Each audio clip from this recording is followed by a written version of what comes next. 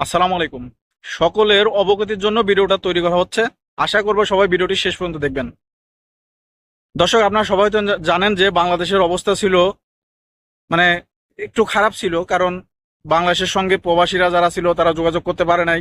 বাংলাদেশের মানুষও ঠিকমতো ইন্টারনেট ব্যবহার করতে পারে নাই।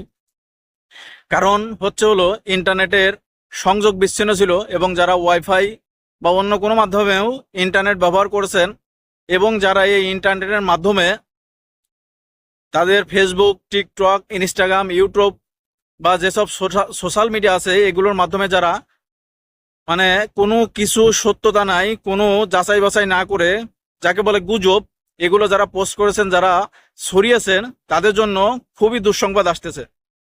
কারণ বাংলাদেশ সরকার খুবই কঠোর হচ্ছে। যারা কোনো কিছু যাচাই বাছাই না করে নিজের ইচ্ছা মতো গালমন্দ হোক বা অন্য কোনো ছবি পোস্ট হোক বা অন্য কোনো লেখা হোক বা অন্য কোনো ভিডিও হোক, যা কিছু পোস্ট করতেছেন, যে এটা আজকের কালকে না কোনো আন্দোলনের বা অন্য কোথা না অন্য কোনো দেশের বা তার পিছনের ব্যাকগ্রাউন্ডকে কোনো কিছু না জানে যারা এগুলো করতেন, তাদের জন্য আসলে খুবই দুঃসংবাদ।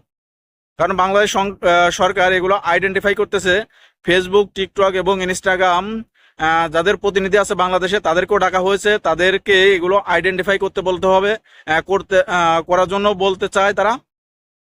এবং যারা এইগুলোর সঙ্গে সরাসরি জড়িত তাদেরকে আইনের আওতায় আনতে চাচ্ছে সরকার। তারা যে কোনো সময় আইনের আওতায় চলে আসতে পারে। এই কারণে সবার জন্য সাবধানতার জন্য এই ভিডিওটা তৈরি করলাম। যে যারা এইগুলো করতেছেন, কোনো কিছু না জেনে, কোনো কিছু না বুঝে, ওর সত্যতা যাচাই না করে কোনো কিছু লিখতেছেন, সেটা কিন্তু আপনার জন্যই এটা ভয়াবহ অবস্থা বয়ে আনতে পারে। তো দর্শক, যারা এগুলো করতেছেন অবশ্যই এগুলো থেকে বিরত থাকবেন। কারণ আপনার সাধারণ একটা পোস্টের কারণে আপনি যদি কোনো একটা সমস্যায় পড়ে যান, তখন আপনার পরিবার, আপনার ছেলে মেয়ে, আপনার বাপ মার দেখার মতো কিন্তু কেউ থাকবে না। কারণ আপনি যদি সত্যতা যাচাই করে যদি কোনো ভিডিও বা কোনো স্ট্যাটাস বা কোনো লেখা, কোনো ছবি পোস্ট করেন, সেটার বিরুদ্ধে কিন্তু আপনি লড়তে পারবেন, সেটার বিরুদ্ধে আপনি কথা বলতে পারবেন। কিন্তু কোনো কিছু যাচাই বাছাই না করে যদি আপনারা এগুলো করতে থাকেন, এখন কিন্তু আইনের আওতায় আসার পরে কিন্তু আপনার আর কোনো কথা থাকবে না। আপনারা কোনো কথাই বলতে পারবেন না।